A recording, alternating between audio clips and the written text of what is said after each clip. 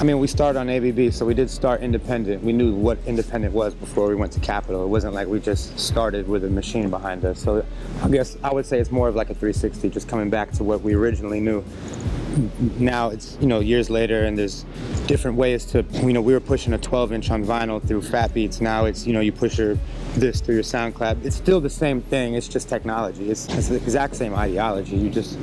If you got a good product and you're willing to push it, it's the same thing as a dude selling drugs. It's always been that with music and rap especially. So it's like, if you got something hot and you know it is, you can get it out to the people by promoting it through shows, through your networks, through whatever. If you get radio spins or get television or any of that, that's all a bonus at this point.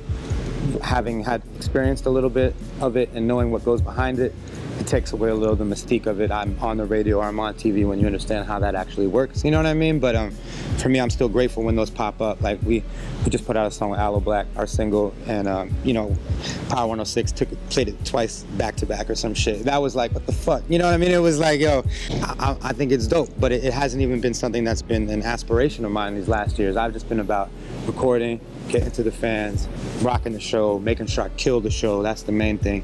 And then from there on out, whatever it leads to. You know. The main lesson that I've learned, actually there's two main lessons that I've learned in this business so far. One is that if you come in the game as soft clay, then you're setting yourself up to be molded by whatever circumstances or pressures are around you. So it's better to come in here knowing what you're trying to do. I mean, you can definitely stay flexible. You don't want to be so rigid that you break, but you should at least come into the game not just saying I want to be a dope rapper, I want to make my, like, come into the game trying to achieve something and set that as your goal and let the things that happen along the way help you achieve that goal. The other thing is there is no loyalty, like, in this business. Like, whoever you are, it doesn't matter if you're at the top of the record label, if you're the biggest rapper or the biggest DJ, the biggest producer, as soon as they can get that and make more money for cheaper, you're out of here. Like, that's as far as the business is concerned. The business doesn't have a heart. Like, some of the people in the business might have a heart, but the business itself has no heart. And usually this business, like most big business, comes down to, you know, good people with no power and powerful people that are no good. You know what I mean? Like, that's the biggest lessons that I've learned in this business so far. If there's something I could change in this business, I don't really regret much, but if there's something I could change, I would say I would have probably sat down with my lawyer a little bit more and really had him break down the difference between creative control and financial control when it comes to putting out a record. You could fight for creative control for your album. It sounds good, looks good in the contract, it's fly and everything to be like, I have creative control, but ultimately they have financial control. Whoever is upstream has financial control. So they're gonna invest in your project and they'll let you know, like, yeah, you can do what you want to do, but if you do it your way, we might put 10 stacks on it. If you do it our way, we might move the decimal point a couple spaces to the right on it. So really, if you don't have financial control, you don't really have true creative control in a practical way. And that's something that wasn't totally explained to me. Otherwise, I would have had it outlined a little bit differently in the contract. But we did what we wanted to do, and we just fought the fight with the record label every step of the way. When it came, when there was support, we appreciated it. When it wasn't, we stood up for ourselves. And, you know, that caused problems at the label because we weren't just the happy-go-lucky, happy to have a record deal rappers.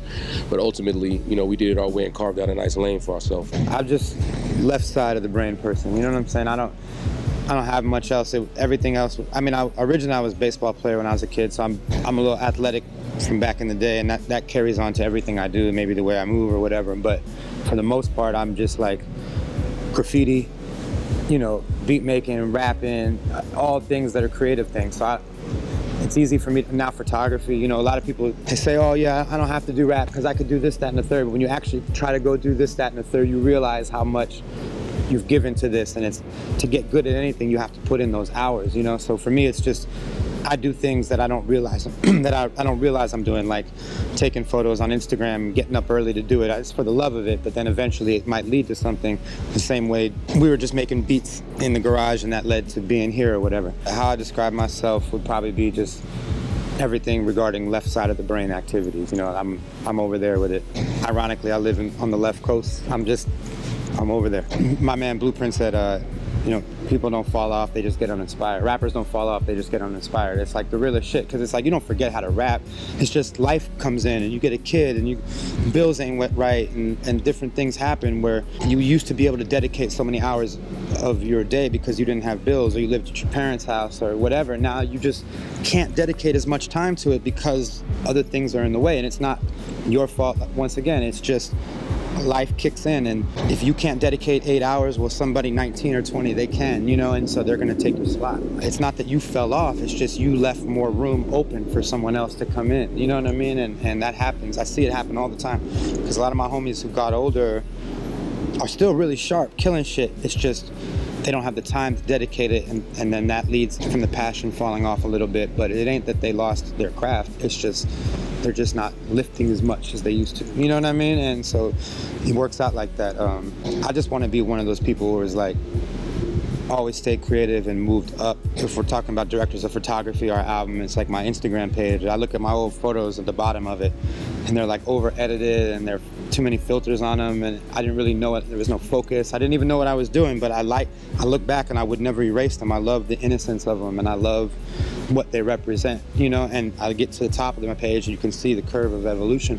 So like the photographies help me shape it the same thing as the music. I just want to see it go like that. Like, yeah, I just want it to be like an up curve of evolution, and then if I feel like that curve it stops moving up, just chill the fuck out. You have somebody that run on stage, fix it. I've seen people run over and fix a drum real quick while they're still drumming, or plug in a wire to fix something for a guitar player and run off. That's how it appeared.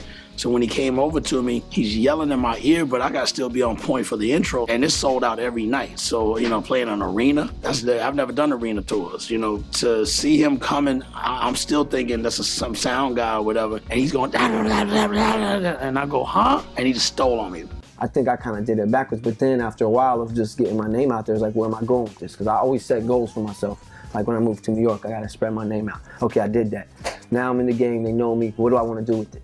So I was like, I want to make an album, you know? So I did the album First Infantry, you know, being that I'm a producer and made my name as a producer, but I also write, and I stay writing. I love the music. Boom, he walks in, brings me to the booth. He's like, yo, you ready? Biggie, Jay-Z, Nas, all in that booth. You ready? You ready to get in there? Talk about pressure. Go in the booth, start killing it. Bang out the first verse. He's giving me this look like, oh shit, like, all right, yo, you got something, you know what I'm saying? Boom. You could get educated through hip hop. You could get educated through traveling the world. Education is important. Learning and studying, however you get it, is important. The lesson I got from my parents that was the most important is to not take anything on surface and look beneath the surface always. And I think that's what education is peeling back the layers and looking beneath the surface.